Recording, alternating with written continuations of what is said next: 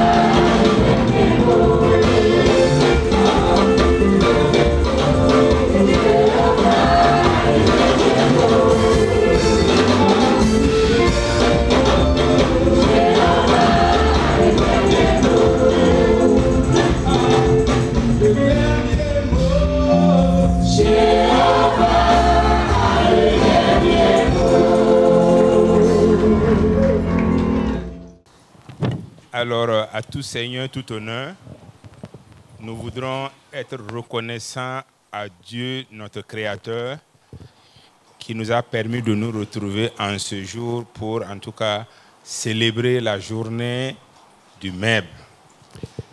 Nous voulons également être reconnaissants à notre Seigneur Jésus-Christ. C'est lui qui est notre interlocuteur, en tout cas notre avocat auprès du Père. Merci également à l'Esprit de Dieu qui a permis à ce que, en tout cas, toute la coordination puisse très bien se passer.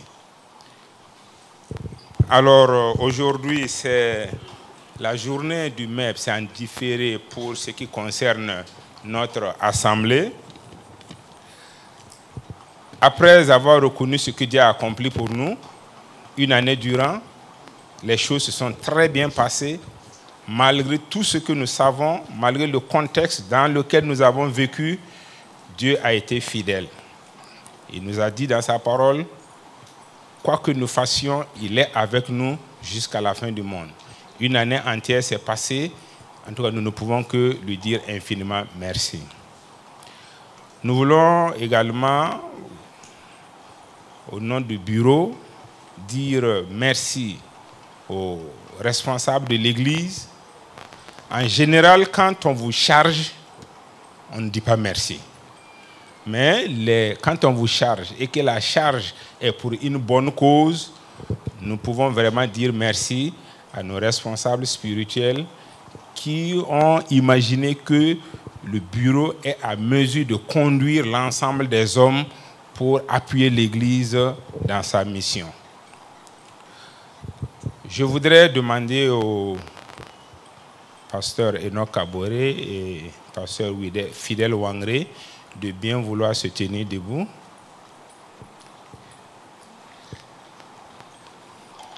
C'est les deux premiers présidents du MEB TGV. Si vous le voulez bien.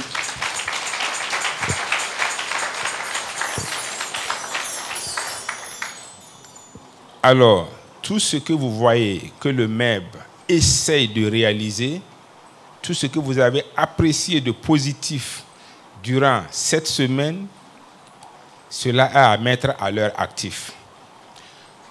Vous savez que être un leader, ce n'est pas du tout une chose aisée, et mieux quand vous êtes un pionnier et en même temps leader. Au moment où l'Église naissait, c'était eux qui ont eu la responsabilité de conduire les hommes.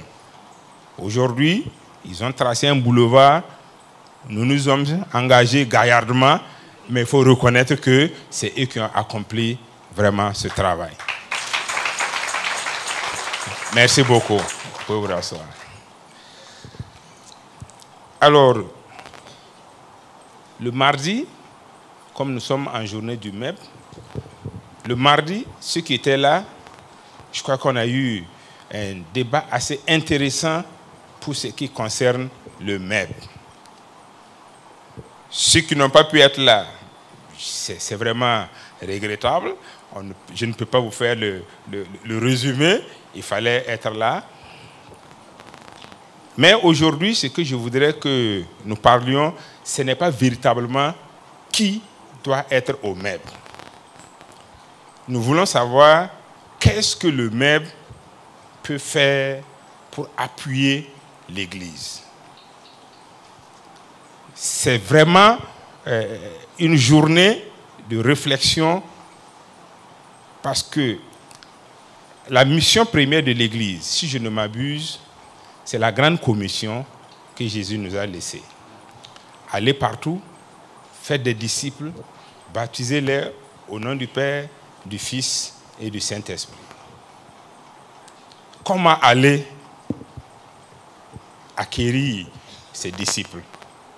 C'est tout le problème pour l'Église. Et j'allais dire pour les hommes de l'Église. Il y a 3 ans de cela, si je ne m'abuse, le pasteur Adama Ouedraogo, celui qui est à Luxembourg, il était venu ici et il a parlé de la mission. Après son message, il y a un grand nombre de personnes qui se sont tressées là, prêts pour la mission. Je ne sais pas s'il y en a, si vous vous rappelez de cela. Aujourd'hui, où en sommes-nous avec cette mission que nous nous sommes chargés d'aller accomplir? C'était des belles intentions, ça n'a pas suivi d'effet et c'est resté là. Alors que Dieu nous dit, ou en tout cas la sagesse nous apprend que au cimetière, il y a beaucoup de gens talentueux qui sont là-bas, mais qui ne peuvent plus agir. Nous avons aujourd'hui encore l'opportunité d'agir pour l'œuvre du Seigneur. Les objectifs du MEP, c'est décrit dans le manifeste du MEP. Ceux qui sont intéressés, ils peuvent aller vraiment vérifier, ils peuvent lire tout ce qui concerne l'objectif du MEP. Mais je voudrais retenir ceci. Le MEP, en moré, il paraît que ça veut dire mais bon, construire. Donc les hommes doivent être des bâtisseurs, des gens qui doivent construire. Mais comment faut-il aider l'Église à se construire? C'est vraiment aussi ça la question que nous devrions nous poser. Comment aider l'Église à se construire?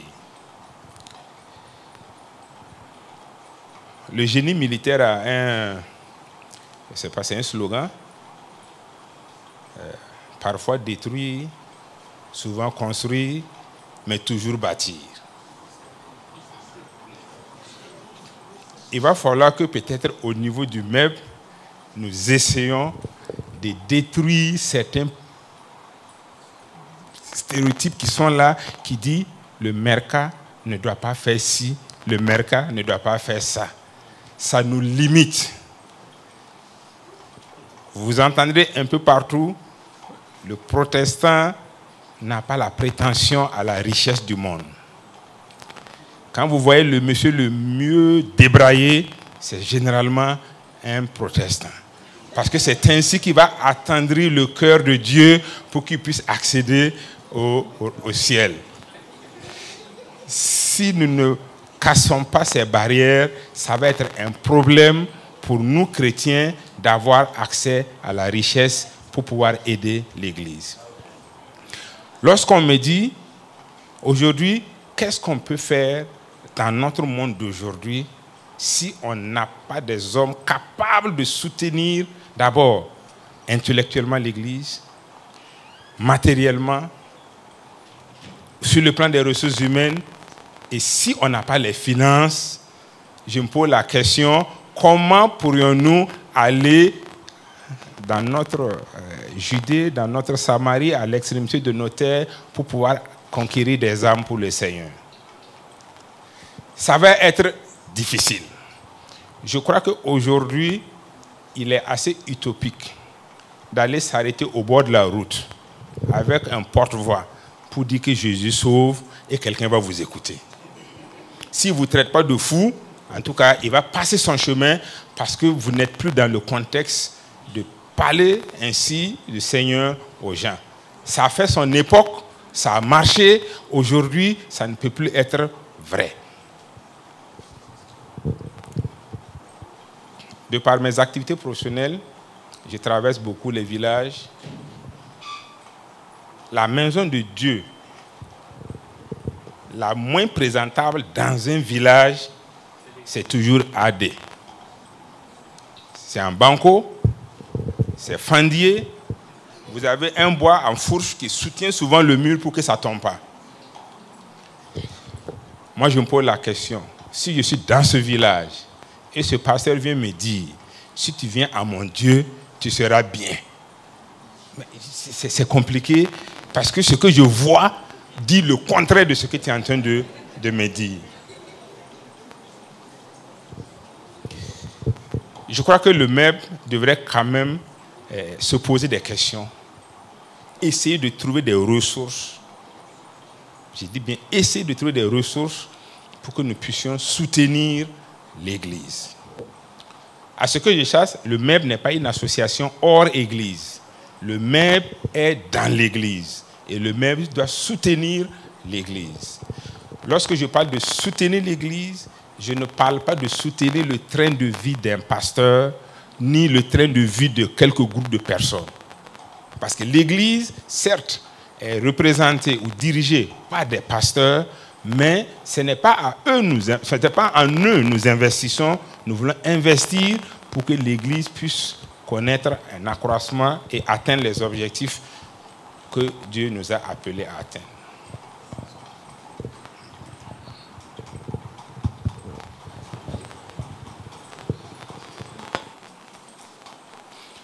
Quand je regarde le MEB, enfin, je parle du MEB de TGV, mais je crois que c'est à l'image des autres MEB. Nous nous contentons d'aller saluer quand il y a un décès, quand il y a un mariage, quand il y a une activité sociale de l'Église. On ne fait pas plus que les autres. Est-ce qu'en réalité, c'est ça qui va nous amener à pousser l'Église à atteindre des objectifs? Je n'en suis pas sûr. Je prie que l'année prochaine, lorsque la paix reviendra au nord du pays, à l'est, que le MEB ait pu mobiliser suffisamment de ressources pour mettre à la disposition de l'Église pour que nous puissions aller dans ces contrées et apporter la parole de Dieu. J'ai certes certitude que si les églises avaient envahi ces parties, je ne dirais pas qu'il ne va pas y avoir d'extrémistes, ni des gens qui ne veulent rien comprendre. Mais c'est sûr qu'on va avoir de la transformation qui va empêcher justement les obscurantistes à venir puiser dans la jeunesse pour leurs besoins. Je crois que si le MEB arrive à aider l'Église à construire en dehors des églises, on peut faire des écoles, on peut faire des centres de santé, on peut faire des centres d'écoute pour les personnes âgées, pour les personnes démunies, à coup sûr, même si nous ne voyons pas les résultats immédiatement, je suis certain que cela va porter fruit. Je voudrais alors inviter les hommes à réfléchir. Aujourd'hui, je n'ai pas la solution. Certainement, on n'a pas tous la solution. Mais je crois que si nous mettons ensemble les réflexions, les unes après les autres, on va tirer quelque chose de substantiel qui va aider l'Église à aller de l'avant. Alors, au niveau du TGV, comme vous le savez, le slogan du TGV est « On ne fait pas autre chose, on fait autrement les choses ». Donc, nous les hommes, nous avons effectivement aussi essayé de faire autrement les choses. C'est ainsi que le MEB TGV a décidé, au regard des hommes de notre Église, de lancer ce que nous appelons le concept 5-5-1. 5-5-1, nous voulons 50 hommes qui vont s'engager durant les 52 semaines que compte l'année civile à apporter 1000 francs. Ainsi, l'année prochaine, nous aurons collecté environ 2 600 000 francs qui va permettre au MEB, au regard des orientations que le pasteur va donner, non seulement soutenir les associations faibles de l'Église, en l'occurrence le DENAD, mais aussi aider à coiffer des églises, aider à équiper, ne serait-ce qu'un banc, table-banc, enfin pas table-banc, les bancs des églises, donner des portes aux églises et appuyer des pasteurs qui vont pour la mission. Nous voulons parler des choses qui nous concernent. Nous ne voulons pas rentrer dans les ressources de l'Église. Voilà pourquoi nous voulons mobiliser ces ressources-là indépendamment de ce que l'Église génère pour pouvoir appuyer justement cette mission. Voilà pourquoi j'invite véritablement les hommes de TGV. Quand je parle des hommes, nous ne parlons pas des femmes, bien entendu. Nous savons que les enfants ne peuvent pas être concernés. Mais nous parlons à tous les hommes de s'engager pour la réussite de cette opération 551. À ce jour, je crois que, puisque nous avons lancé, c'est la semaine dernière que nous avons lancé le concept, je crois qu'aujourd'hui, nous sommes à un peu plus de 600 000 francs de ce que nous avons pu collecter. Tous les hommes ne sont pas encore engagés. Aujourd'hui, étant notre journée, je veux vraiment me saisir de cette opportunité pour vous inviter tous. Quelqu'un me dira que 1000 francs, ce n'est pas facile. Mais je suis persuadé que dans nos divers, nous dépensons plus de 1000 francs dans la semaine. C'est facile lorsque nous sommes dans des associations mondaines de donner 5 000, 10 000. C'est trop facile. Mais quand on vient à l'église, donner 1000 francs, c'est vraiment... ça fait mal à certaines personnes. Moi, je voudrais nous inviter, parce que l'objectif de cet argent, comme je l'ai dit, ce n'est pas pour faire autre chose, c'est pour appuyer l'œuvre du Seigneur. Donc, c'est une invite. Ceux qui ne sont pas encore inscrits, inscrivez-vous. Nous avons dit, ce concept n'a pas un caractère contraignant. Nous n'allons pas vous poursuivre dans la rue parce que vous n'avez pas payé. Mais si Dieu vous fait grâce, pensez au concept 551 et apportez-y votre contribution.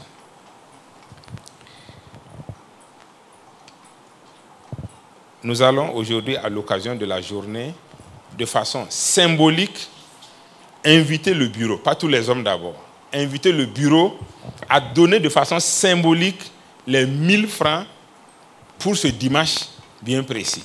Même s'ils ont déjà cotisé pour les autres, enfin, il y en a qui ont déjà payé même l'année, mais aujourd'hui, de façon symbolique, nous allons inviter les bureaux à donner les 1000 francs afin d'encourager tous les hommes à agir de la sorte.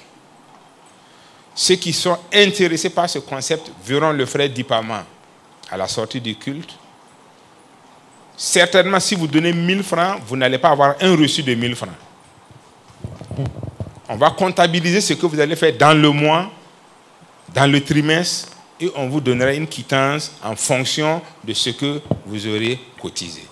Du reste, il y a une plateforme des hommes de l'Église. Toute information relative, les montants collectés seront publiés dans la plateforme. Et soyez-en sûrs, aucun centime ne quittera cette caisse si on ne vous rend compte au préalable.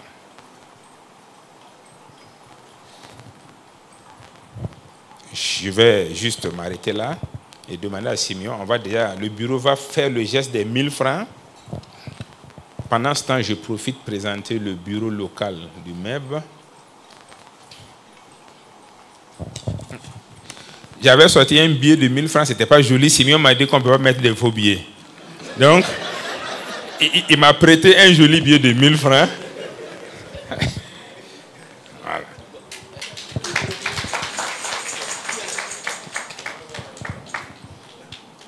Le bureau, vos 1000 francs, symbolique.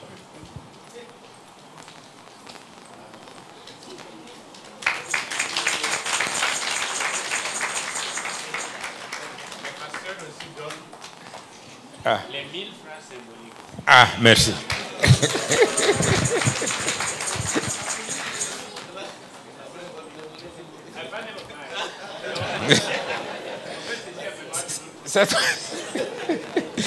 D'accord. Oui, c'est ça.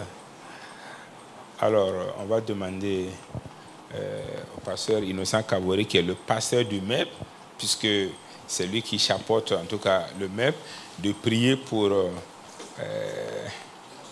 ce lancement officiel et cette collecte qui a été faite. Prions. Grand Dieu, merci.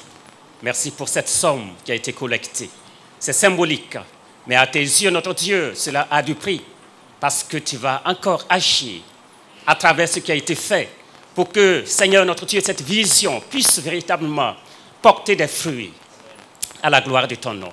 Béni sois-tu et nous te prions pour Oui, Père, les offrandes qui ont été faites, nous demandons à ce que tu bénisses.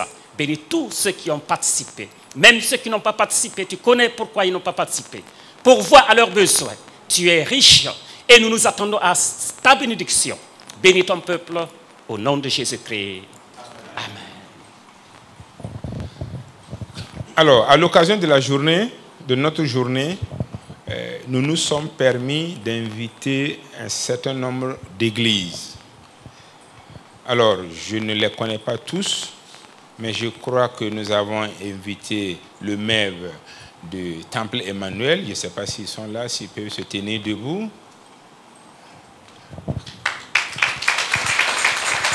Merci. Nous avons également invité le maire de l'église de Tanguin Barrage, s'ils sont là.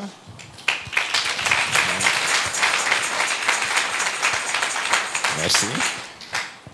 Il y a le maire de l'église d'Antenneville. Sont-ils là? Merci. Et le maire de Ekado. Je ne sais pas s'ils ont pu être là. Non. Ah.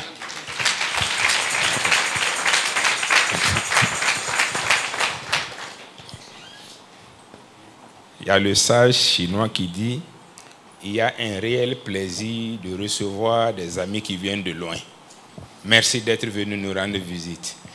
La voix la mieux autorisée de cette assemblée viendra et vous dira tout le bien que le maire pense de votre geste envers l'église ce matin. Soyez en remerciés. Alors, le bureau local se compose comme suit. Nous avons M. Ouedraogo Christophe, qui est le vice-président. Nous avons Ouedraogo Siméon, le secrétaire général. Nous avons le frère Dipama Paul, qui est le trésorier général. Ouedraogo Noufou, le trésorier adjoint. Ouedraogo Mamadou, qui est le secrétaire général adjoint. Thierry Ouedraogo, qui est le membre.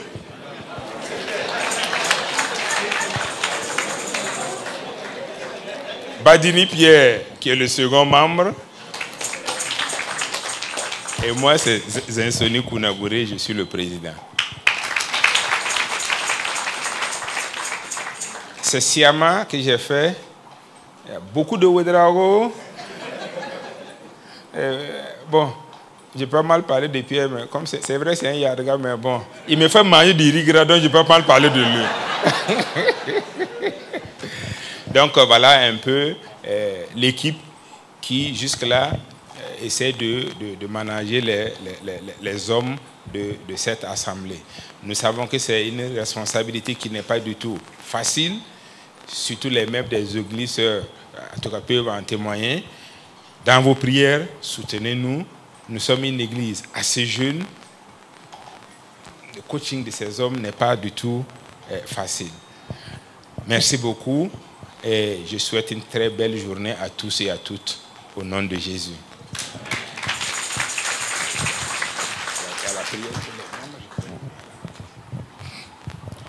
Je demande à tous les pasteurs, venez, nous allons prier pour eux. Demandez la grâce de Dieu, parce que l'apôtre Paul dira, nul n'est suffisant pour ces choses, et nul n'est suffisant. Il n'y a que la grâce de Dieu pour nous amener à vraiment réaliser quelque chose pour la gloire de son nom. Amen. Nous prions. Imposez-leur les mains. Alléluia. Seigneur notre Dieu, nous voulons te dire merci. Merci Seigneur parce que ce n'est pas nous qui t'avons choisi, mais c'est toi qui nous as choisis, afin que nous puissions aller et porter des fruits. Et ceux que tu choisis, tu les équipes, Père éternel, tu les rends capables. Ceux que tu choisis, tu les accompagnes aussi, Père éternel. Et tu crées les opportunités pour qu'ils puissent réussir leur mission. Merci Seigneur. Père éternel, nous ne voulons pas qu'ils réussissent dans la mission, nous voulons qu'ils réussissent leur mission, la mission que tu leur as confiée. Que jour après jour, ils puissent te consulter, revenir vers toi et poser la question, que veux-tu que je fasse? Et ils auront de nouvelles directions, de nouvelles orientations, un nouveau cahier de charges pour l'accomplissement de cette mission. Bénis-les, que ce soit en famille, que ce soit dans la société, dans les affaires, dans leur occupation. Bénis-les, Seigneur, et fais d'eux la tête et jamais la queue. Fais toute la différence dans leur vie. Que ta présence fasse toute la différence dans leur vie et dans leur ministère. Merci, Seigneur. Que ton nom soit loué et béni. Au nom puissant de Jésus-Christ. Amen. Amen. Que tu bénisses.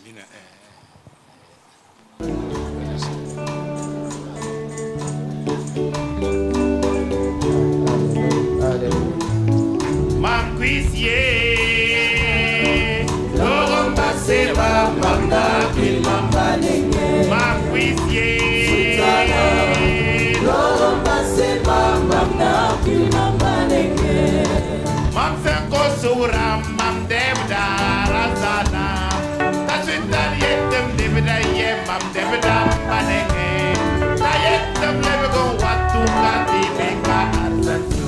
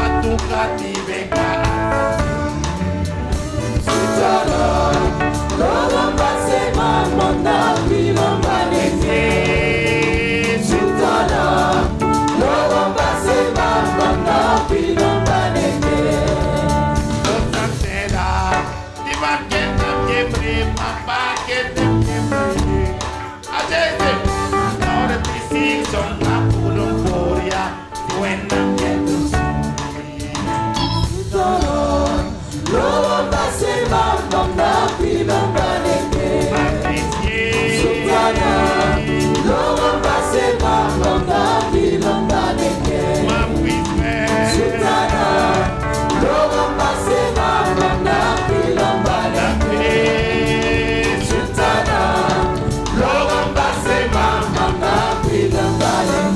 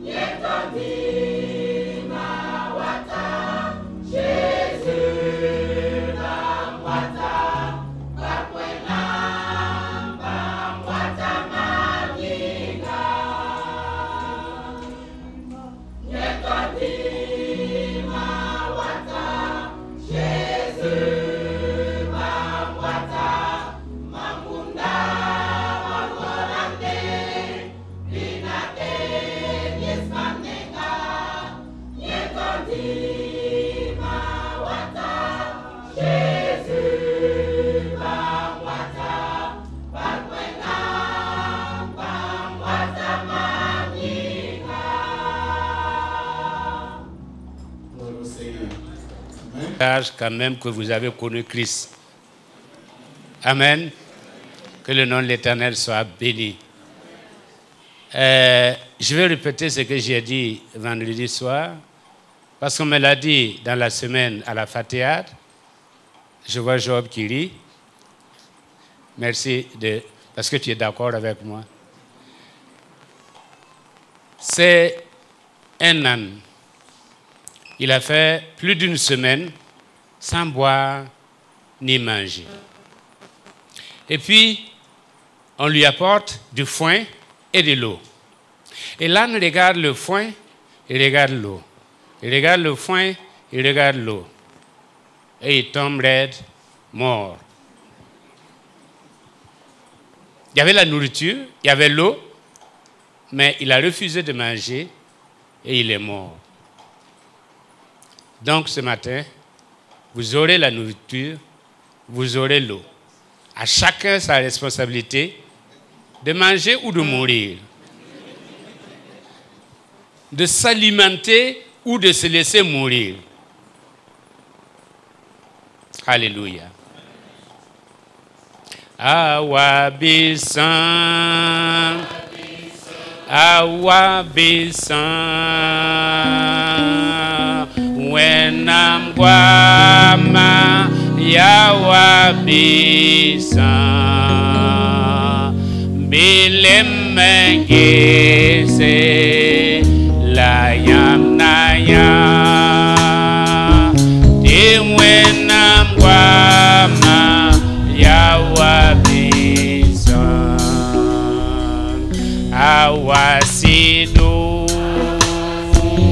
awasidu, wenam guama yawasidu, bilemengese layam naya, di wenam guama yawasidu. La personne que Dieu a choisie ce matin pour nous apporter la parole de Dieu, c'est le pasteur Enoch Kabore, qui était des nôtres et qui demeure des nôtres, mais il est affecté à Tanguay pour un temps. Le temps d'un temps et la moitié d'un temps. Donc il nous revient, comme il a été présenté, il a été le premier responsable du MEB. Donc c'est à faire plaisir que nous l'accueillons. Pasteur, venez. Seigneur, bénis ton serviteur. Père éternel, sois sa bouche, sois ses pensées, afin qu'il puisse transmettre fidèlement la parole de l'Éternel. Bénis ton peuple à l'écoute de cette parole, afin que, à la fin, nous puissions dire, nos cœurs ont brûlé au-dedans de nous-mêmes quand il nous parlait. Merci Père. Au nom de Jésus-Christ, Amen. Gloire à Dieu. Gloire au Seigneur. Bonjour à toutes et à tous. Alors, il y a un élément de l'Assemblée de TGV qui a été sauté pour cause du coronavirus. C'est le « Je suis content de te voir ». Vous savez, c'était un temps de communion fraternelle. C'était un temps où, en tout cas, les fidèles pouvaient s'approcher facilement les uns des autres et communier. Et moi, j'ai gardé un souvenir, et j'ai gardé un souvenir agréable de ces moments-là. Et je pense que TGV devrait pouvoir garder cela quand la question sécuritaire et sanitaire seront réglées. Mais je sais que malgré ces difficultés, la communion fraternelle qui était faite pendant ce moment-là, vous gardez ça dans vos cœurs chaque fois que vous venez le dimanche à TGV. Que Dieu vous bénisse. Nous rendons grâce au Seigneur parce que c'est lui qui a permis à chacun de nous d'être là ce matin pour célébrer ce culte. Je voudrais exprimer toute ma gratitude au pasteur principal de cette église, le docteur Eli Kumbem, et tout le corps pastoral qui me permettent de me tenir devant vous pour vous apporter la parole de Dieu. Je remercie le MEB qui a bien voulu inviter les anciens présidents pour la commémoration de la journée. Alors, je voudrais vous transmettre les salutations de Moïse Sawadgo, qui est le pasteur principal de l'église de Tanguay Barrage, avec toute l'assemblée. Je suis venu accompagné de mon épouse et d'une délégation de l'église de Tanguay Barrage. Frère Job, vous allez encore vous lever. Voilà, la délégation qui m'a accompagné. Merci beaucoup. Et mon épouse, merci beaucoup. Merci beaucoup. Vous pouvez vous asseoir. Alors, notre méditation de ce matin va porter sur le pardon. C'est le thème que le Bureau national du MEB a choisi pour commémorer la journée de 2020. Et comme le président national lui-même, il est là, je n'ai pas l'autorisation de lui donner le micro pour qu'il dise ce qui les a motivés à choisir ce thème. Mais je suis sûr qu'ils ont été inspirés et qu'ils ont vu la nécessité pour l'Église qu'on fasse un enseignement sur le pardon. Président, soyez-en remerciés. Alors, quand on parle de pardon, nous savons que l'importance du pardon est évidente pour nous chrétiens. Parce que le pardon est divin d'abord. Et ensuite, il est le fondement même de la foi chrétienne. Alors, nous savons que l'homme a péché et à cause de cette faute, il a été éloigné de Dieu. Mais Dieu est un Dieu d'amour. Dieu est un Dieu de miséricorde. Donc, pour la rédemption de l'homme, Dieu a envoyé son Fils qui est venu mourir sur la croix pour que nos péchés soient pardonnés. Ceci témoigne de la puissance du pardon. Dieu a pardonné nos erreurs et le sacrifice de Christ en est la preuve. Alors, je voudrais juste dire que quand on parle de pardon, c'est l'action de pardonner. Et ça veut simplement dire que c'est cesser d'entretenir à l'égard de quelqu'un de la rancune ou de l'hostilité. C'est la rémission d'une faute. Gardons cette petite définition et puis après, chacun de nous pourra approfondir cela. Alors, sur le plan biblique, on peut retenir 3 types de pardon. Il y a d'abord le pardon, pardonne-leur. Il y a le pardon, pardonne-moi.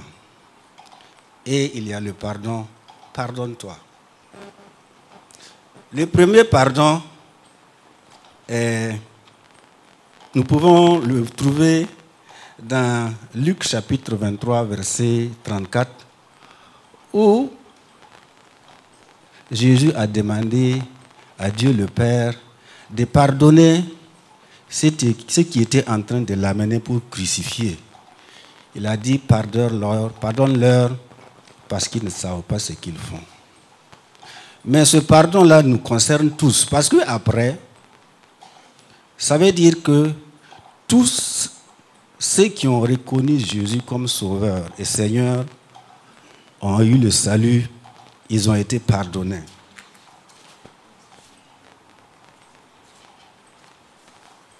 Et chaque jour, nous bénéficions de ce pardon parce que chaque fois que nous adressons à Dieu une demande de pardon sincère, une faute qui n'est pas intentionnellement commise, Dieu nous pardonne. Alors, concernant le deuxième pardon, pardonne-moi, nous pouvons trouver une édification de ce que nous disons dans Matthieu chapitre 18 au verset 15 et au verset 21. Alors, Jésus, au verset 15, a donné un enseignement sur la procédure, sur les étapes d'un pardon. Les étapes d'un pardon. Et au verset 21 à 22, c'est là où Christ montre que le pardon, c'est quelque chose qui est continu. Le pardon, il n'y a pas de nombre de fois qu'on a pardonné. Et le dernier, nous nous inspirons de Matthieu chapitre 27, versets 3 à 5, parce que des fois, nous commettons des fautes, nous offensons soit Dieu ou les hommes et nous demandons pardon. C'est vrai, si le pardon est demandé de façon sincère, même nous les hommes, on accorde le pardon. Et Dieu aussi accorde le pardon. Malheureusement, nous pouvons même refuser d'accepter le pardon là. On dit non, moi ma faute est tellement grave que je ne peux pas être pardonné. Nous n'arrivons pas donc à nous pardonner, à nous débarrasser de ce fardeau et nous vivons un calvaire pouvant même entraîner notre mort physique ou spirituelle. C'est le cas de Judas Iscariote. Quand Judas a trahi Jésus, il a eu du remords. Et après, il est parti se confesser publiquement. Il a pris la pièce, l'a jetée, il a dit non. Donc, nous pensons que son pardon a été accepté. Mais lui-même, il ne s'est pas pardonné.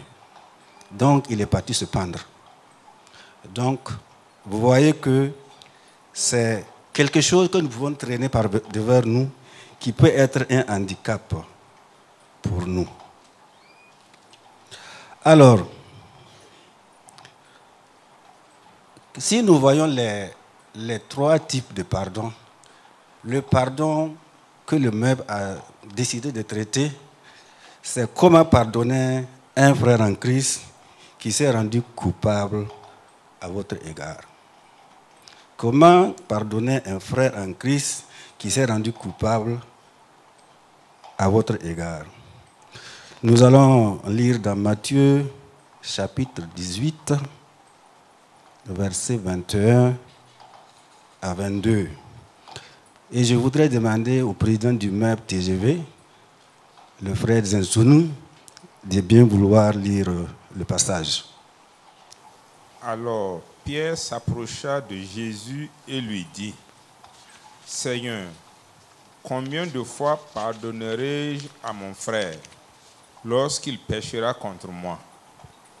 Est-ce que ce sera jusqu'à 7 fois? » Jésus lui dit, « Je ne te dis pas jusqu'à 7 fois, mais jusqu'à 70 fois 7 fois. » Amen. Alors, avant d'analyser le texte en lui-même, nous allons remonter un peu au verset 15. Donc, Matthieu 18, 15. Parce que là-bas, Jésus donne un enseignement et il dit comment traiter un croyant qui pêche contre son frère. Les étapes. Et là, il a dit, premièrement, va, reprends-le entre toi et lui. Ça, c'est la première étape. La deuxième étape, prends avec toi une ou deux personnes pour témoignage. S'il y a échec toujours, dites-le à l'église. Dis-le à l'église. Et si l'église n'arrive pas à amener le frère à se confesser, alors il faut le traiter comme un païen. Traitez-le comme un païen. À partir de ce moment, vous estimez qu'il n'est plus votre frère en Christ. Alors, donc, cette procédure du pardon-là, Pierre la connaissait bien. Il la connaissait bien. Et il savait aussi que, selon les enseignements traditionnels au sein du judaïsme, offrir 3 fois votre pardon était synonyme d'indulgence. Chez les judaïstes, lorsqu'on accordait le pardon 3 fois à quelqu'un, c'était déjà beaucoup. Et vous savez que Pierre, c'était peut-être un des apôtres le plus zélé pour le ministère. Alors Pierre s'approche de Jésus. Lui, il sait que c'est 3 fois. 3 fois là, c'est bon. Donc il s'approche de Jésus. Il dit que bon, est-ce que si je pardonne mon frère 7 fois, est-ce que ce n'est pas bon? En se disant intérieurement que bon, Jésus va lui dire, bon, toi tu sais que c'est bon, puisque même chez les judaïstes, là, c'est 3 fois. Mais la réponse de Jésus va l'abasourdir. Parce que Jésus lui a dit, je ne te dis pas 7 fois. Je te dis 70 fois, 7 fois. Faites un petit calcul arithmétique. Nous sommes à 439 par jour et à 20 par heure. Alors, si Jésus a donné des chiffres, c'est pour marquer Pierre. Parce qu'en réalité, ce qu'il voulait dire, c'est que nous devons de façon continuelle pardonner. Il faut toujours pardonner. Il ne faut pas compter le nombre de fois qu'on vous a offensé. Il faut toujours pardonner. Et Jésus va illustrer son enseignement par une parabole.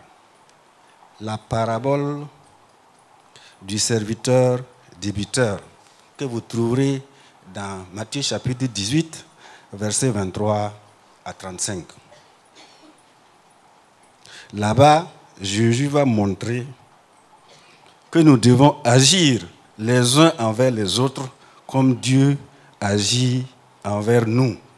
Parce que tous, autant que nous sommes objets de grâce. C'était ce que Jésus voulait faire comprendre à Pierre et aux autres. Le pardon est réellement la clé de nos relations avec Dieu et les hommes. Et il y a le pape François qui a parlé par rapport au pardon. Je cite ce qu'il a dit. Demander et donner le pardon, voilà quelque chose qui n'est pas toujours évident à faire. Or, le chrétien doit être ouvert au pardon et doit toujours pardonner. Le pardon n'est pas une option, mais une nécessité qui ne nie pas les torts subis, mais reconnaît que l'être humain, créé à l'image de Dieu, est toujours plus fort que le mal qu'il commet. Le pardon est l'essence de l'amour qui sait comprendre l'erreur et y apporter un remède. Sur ce point, les Monsila disent voilà. C'est-à-dire, c'est l'absence du pardon qui fait que la situation va se pourrir. S'il y a le pardon, il y a toujours quelque chose qu'on peut récupérer. Mais s'il n'y a pas de pardon, c'est sa faute. Généralement, quand ces démarches-là sont précédées par une prière soutenue, une prière sincère envers Dieu, en principe, ça marche. C'est alors que, sachant qu'il s'est confessé, vous lui direz, mon ami, je t'ai pardonné. Alors, mais la Bible nous dit quand même que l'offre de pardon doit être rapide. Parce que si vous lisez dans Éphésiens chapitre 4, verset 26, on a dit que quand vous péchez, quand vous êtes en colère, il ne faut pas pécher. Mais que votre colère là, que le soleil ne tombe pas sur votre colère. Ça veut dire que plus on va tarder, plus des ingrédients vont venir alimenter la situation et la demande de pardon va être beaucoup plus difficile. Mais le pardon est un processus. Vous ne pouvez pas demander à quelqu'un pardon tout de suite et penser que l'heure qui suit là, vous êtes devenus des bons amis, tout est harmonieux. Non, c'est un processus. Et il faut être patient. Le fruit du pardon, c'est quelque chose qui est nourri par la patience. Alors, aujourd'hui, c'est la journée du meuble. Donc, à tout Seigneur, tout honneur, nous sommes obligés quand même de parler des hommes dans le pardon, le rôle des hommes dans le pardon. Parce que la parole de Dieu dit que l'homme est le chef de la maison. Quand tu es le chef de la maison, c'est toi qui prends les initiatives. Donc c'est notre rôle. Notre premier rôle, c'est de savoir que nous sommes le chef de la maison et nous devons prendre des initiatives. Ensuite, la parole de Dieu dit, lorsque on se présente devant le pasteur le jour du mariage, la parole de Dieu dit à l'homme d'aimer sa femme. En fait, lui, il doit aimer. La femme doit se soumettre, mais l'homme doit aimer. Or, quand on aime, on pardonne. Quand on aime, on pardonne. Vous trouverez ça dans 1 Corinthiens chapitre 13, verset 7. Alors, qu'est-ce que pardonner nous apporte dans notre couple? Qu'est-ce que pardonner nous apporte? Parce que quand on parle du meuble, là, il faut en même temps voir le couple. Parce que, comme j'ai dit, comme c'est l'homme qui est le maître, il couvre tout, mais la femme aussi est dedans. Hein. Il ne faut pas qu'elle pense que... Non, tout le monde est dedans. C'est le couple. Alors, qu'est-ce qui est avantageux pour un couple de se pardonner? D'abord, ça leur permet de rester ensemble. Parce qu'un couple qui ne peut pas s'asseoir 1 minute, 2 minutes pour communiquer, c'est sûr que ça ne peut pas aller. Donc le pardon nous permet de rester ensemble parce que le pardon crée la relation. Le pardon crée la relation. Et ensuite, lorsqu'on se mariait, bon, je ne sais pas si tout le monde s'est marié devant le pasteur, c'est la même chose. Lorsqu'on se mariait, on s'est engagé pour aimer la femme. L'homme s'est engagé pour aimer la femme. Donc, ça veut dire que c'est une fidélité à un engagement. Et je pense que, comme Dieu est fidèle là, nous aussi nous devons, dans la mesure du possible, être fidèles à nos engagements. Et le pardon nous rend libres. Le pardon rend le couple libre. Le pardon apporte la liberté et avec elle la joie et la paix. Les dispositifs du pardon. Le pardon est un échange de dons, un acte d'amour réparateur. Dans les crises et les disputes, les responsabilités sont souvent partagées. Mais ce n'est pas ce que nous voyons dans les familles. Parce que quand il y a une dispute ou une crise, chacun tire la couverture de son côté et il dit que l'autre là, moi je suis victime innocente de l'autre. Non. Dans un couple, chacun doit prendre ses responsabilités. Et chacun doit ouvrir son cœur. Maintenant, il y a quand même des qualités qui peuvent aider. Qui peuvent aider au pardon. C'est la lucidité, l'humilité, le courage, l'amour, la sincérité et la grandeur d'âme. Voilà ces éléments-là. Lorsque nous rassemblons ces éléments-là, nous avons plus de facilité à pardonner. Je reviens encore au pape François pour dire qu'il a donné des conseils. Il donne des conseils à des couples. Il a dit, il faut d'abord que le couple s'appuie sur Dieu. S'appuyer sur Dieu. Parce que Dieu pardonne et c'est Dieu qui crée les conditions pour nous pour pardonner. Donc il dit, il faut d'abord s'appuyer sur Dieu. Ensuite, il dit de prendre des bonnes habitudes. Quand vous êtes ensemble, dès qu'il y a une petite crise ou une petite dispute, il faut déjà voir comment vous allez vous rapprocher pour ne pas laisser traîner. Si vous laissez traîner, comme je disais tantôt, après, c'est beaucoup plus difficile de voir et de se pardonner. Il a dit aussi qu'il faut faire le premier pas. Et moi, comme je suis un homme, je pense que c'est les hommes qui doivent faire le premier pas. Parce que je disais tantôt qu'ils sont les maîtres de la maison, en fait les chefs de la maison. Donc, s'il y a un problème, ne laissez pas les femmes là vous devancer. Si elles vous devancent, elles vont vous fragiliser.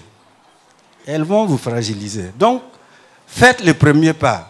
Parce que le pape a dit que c'est le plus intelligent qui fait le premier pas. Vous voyez, donc, faites l'effort. Les hommes là, faites l'effort de faire le premier pas.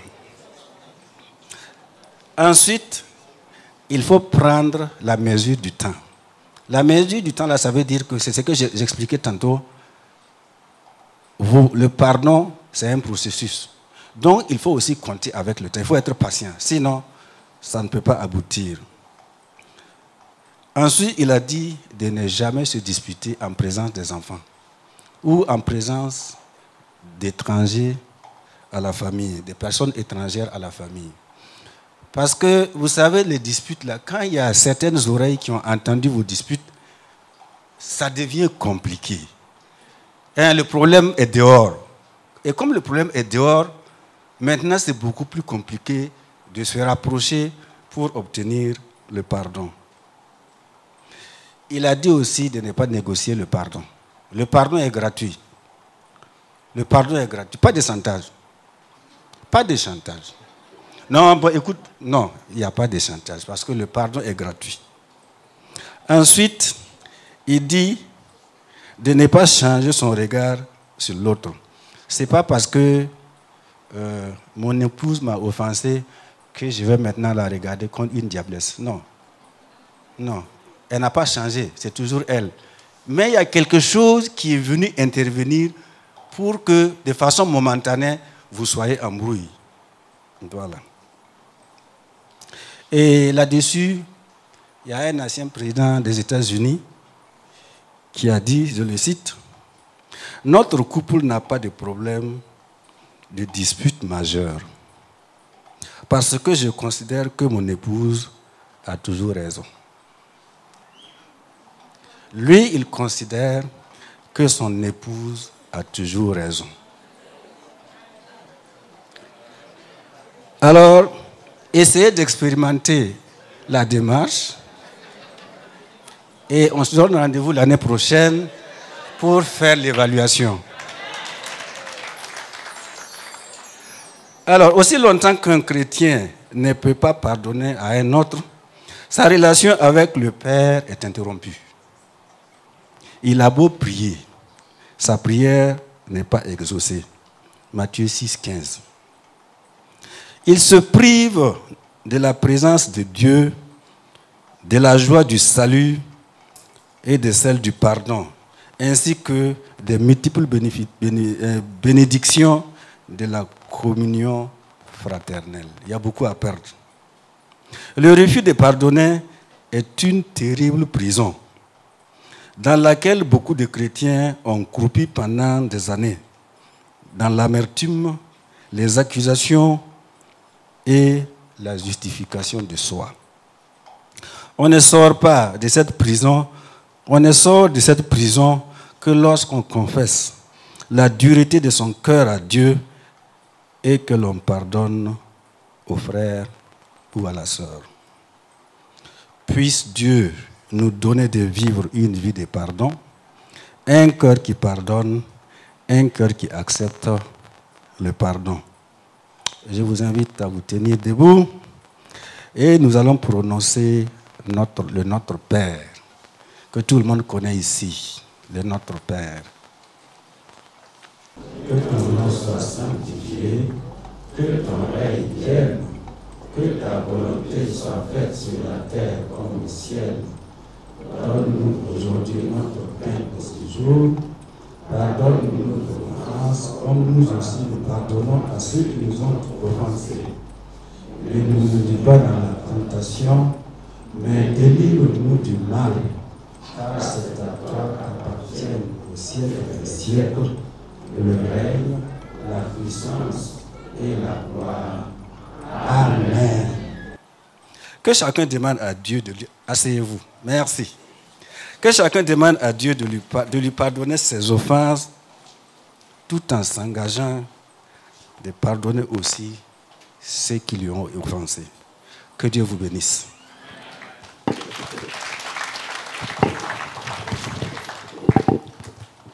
Gloire au Seigneur.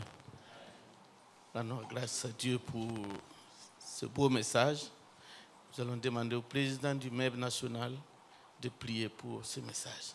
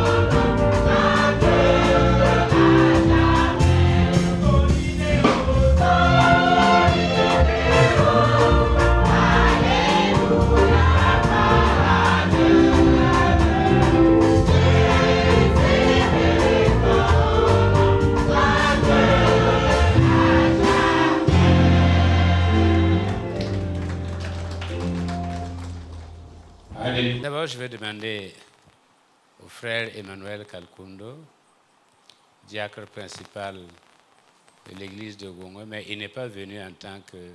Je ne l'appelle pas, je ne l'interpelle pas en tant que diacre, mais en tant que leader du groupe, avec son groupe. Si vous pouvez vous tenir debout, il y a M. Emmanuel Kalkundo, M. Tanada Simon, M. Eli Kalkundo, qui sont dans l'assemblée. Tenez-vous debout, avec vos épouses.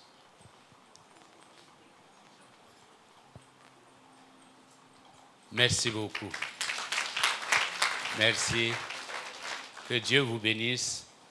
Merci d'avoir honoré de votre présence cette cérémonie, ce culte que le Seigneur vous le rende au centuple.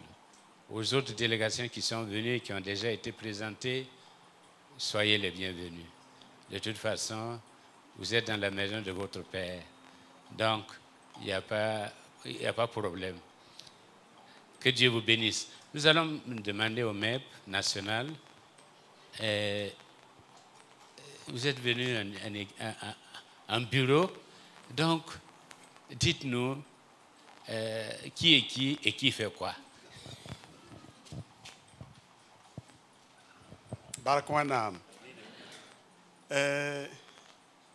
Tonda la serre ramène toron wakane wa présenté bureau par janvier le 25 janvier 2020 à ton les premiers du bureau national. La docteur Eli Yaton Meba président d'honneur tonda yelamtena wa men wa présenté dans bureau. La tonne de invitation à Mamda Yelameti, Haya Woto Nakilan Wame, on profite Kilan Willig, docteur tonne bureau. La tonne Wawa Neba Wusro, Neb Kierebe Katonri, Kierebe Ya Bandamba. Je peux interpréter. Oui. Pasteur Pierre Sawadoro, lui c'est le secrétaire à l'organisation. Et il y a le pasteur Bonkungu, lui c'est le secrétaire général adjoint. Okay. Merci pour la rectification. Merci. Soyez bénis. Merci. Et demeurez dedans. Amen. Bonne et heureuse fête. Que Dieu vous bénisse. Que Dieu vous accompagne. En tout cas, tout ce que vous avez dit nous va droit au cœur. Et je peux dire que je retrouve le MEB. Parce que quelqu'un a dit, il vaut mieux être producteur d'événements que d'être le produit des événements. Nous ne sommes pas là pour être le produit des événements. Nous sommes là pour être le producteur d'événements. Et comme j'aime à le dire, il faut être supérieur au meilleur. Meilleur pain, supérieur au meilleur. Vous devez être supérieur au meilleur qu'il y a. Parce que, eh bien, comme on dit, il est bon d'avoir confiance en Dieu. Mais il est mieux quand Dieu a confiance en vous. Or, Dieu a confiance en vous. Et Dieu vous a équipé. Et Dieu vous a donné tout pour réussir et rien pour échouer. Celui qui échoue, enfin, comme on dit, celui qui est esclave, est né pour l'être. Sinon, il peut se libérer. C'est pourquoi Dieu vous a donné tout. Ne doutez pas de votre pouvoir. Parce que si vous doutez de votre pouvoir, vous donnez des doutes à votre pouvoir. Si vous doutez de votre pouvoir, vous donnez des doutes à votre pouvoir. Je voudrais que vous soyez un maillon qui va servir d'exemple.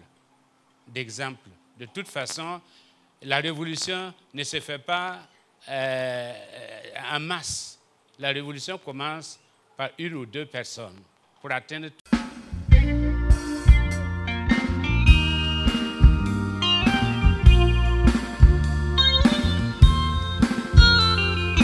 Tout le monde m'abandonne. je suis à toi. Chacun fuit ma compagnie. Ô Seigneur,